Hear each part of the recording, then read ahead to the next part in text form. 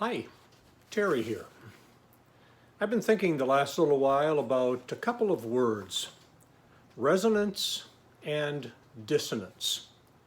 What brings this about is I met yesterday with an old friend, and last week was our 50th anniversary, and I've been thinking about resonance and then sometimes dissonance.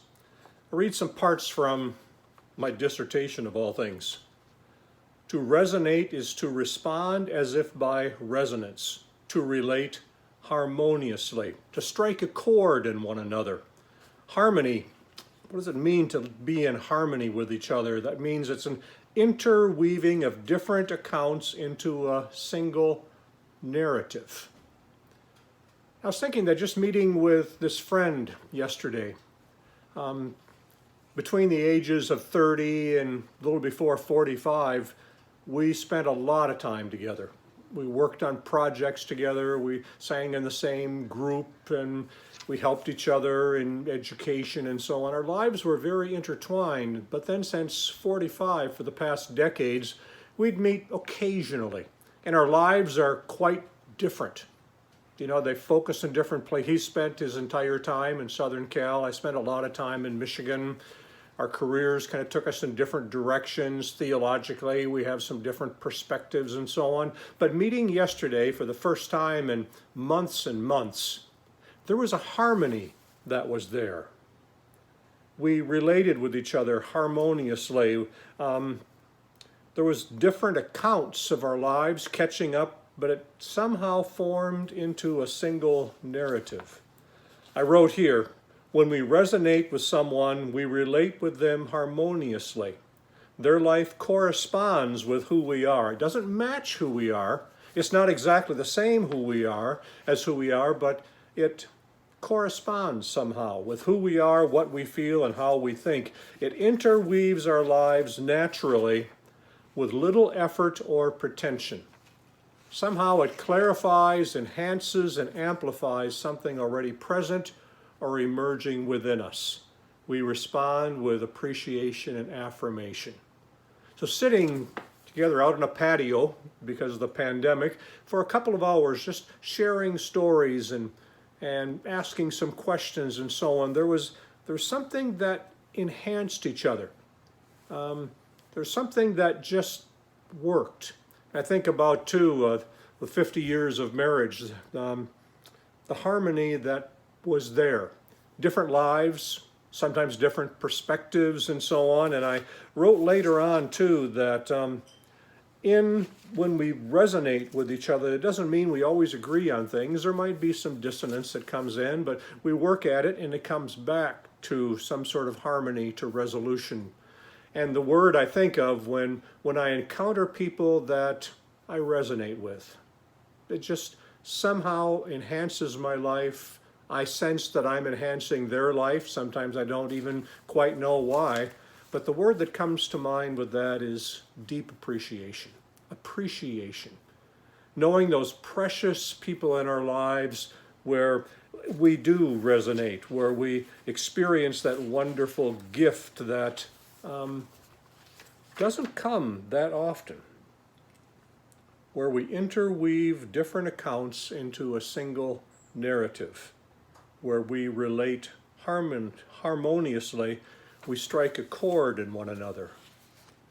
Then the alternative, the opposite of resonance, is dissonance. Dissonance is a lack of agreement, but it goes more deeply than that. It's a relationship that's marked by dissonance or discord. Our lives are incongruous. We can't put them together, and we remain harmonically unresolved. We cannot find harmony.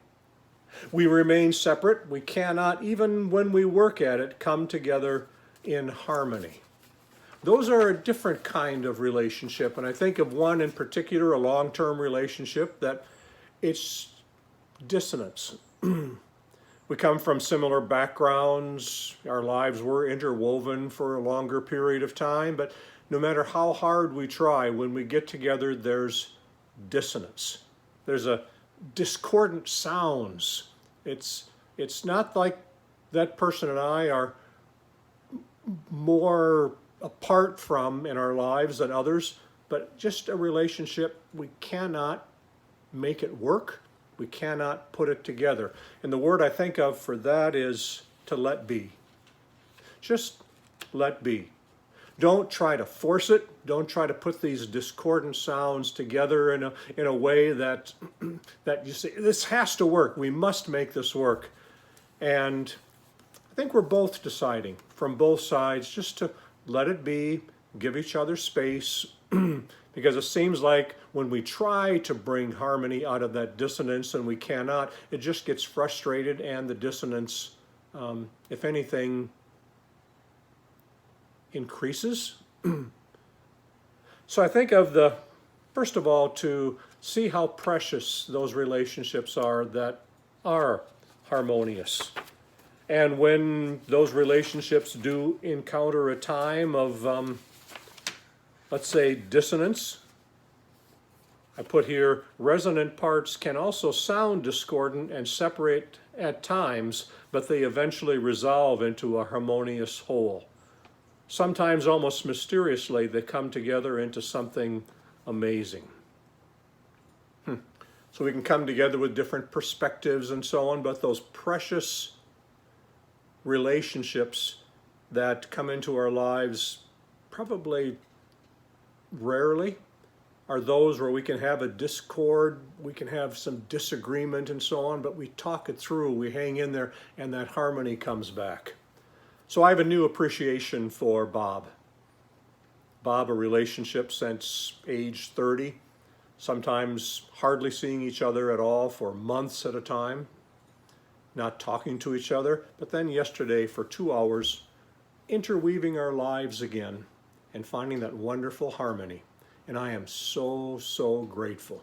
Or grateful for 50 years of marriage, where sometimes there was some discordant sounds and so on that came in, and for the first few decades of our life, it seemed like every 5 years we got into some sort of dissonance, but kept working at it. And the gift, the wonderful gift that we experienced is working it through for a month, 2 months, 3 months, and finding that harmony again. And yesterday I experienced that gift of harmony. So who do you think of in your life? You say, yeah, we disagree sometimes, we have some dissonance and so on, but there is that harmony that returns. There's the gift that comes not only through months, but over years, where we can interweave our lives, different accounts, into a single narrative. And somehow we respond in a way that is harmonious, that you enhance each other's lives. Appreciate that. Pay attention to that. Notice that. And for those others that the dissonance just remains. You can't get the sounds together. And even if you both try, you try to weave the narratives and they can't come together. It just won't come together. Maybe it's simply sitting back and letting it be. Letting it be, giving space, and if you have the freedom, just saying, hey, we're going to give each other lots of space, or maybe just say, hey, we're going to let this be, we're going to go more of our separate ways, hardly interact, because when we do, there seems to be dissonance, and it's okay. It's okay. Might wish it was different, but it's okay. And then go back, watch for, cherish, nurture, let the other person know how much you appreciate the relationship when you do find that harmony. And for Bob and me to think of from 30 years old to 70, over all those years, living 2,200 miles apart sometimes, and coming back together and talking and finding that harmony again. We're meeting again next week as we both appreciate that wonderful relationship that we have. So note who they are in your life. Nurture it. If you can, spend time with them. And those that you don't find harmony with, actually it's more dissonance, just let it be. Let it be. Don't have to get angry over it or frustrated. It's the way it is sometimes. So harmony, and dissonance. Two factors of life. Appreciate the one, let the other be. Talk to you next time.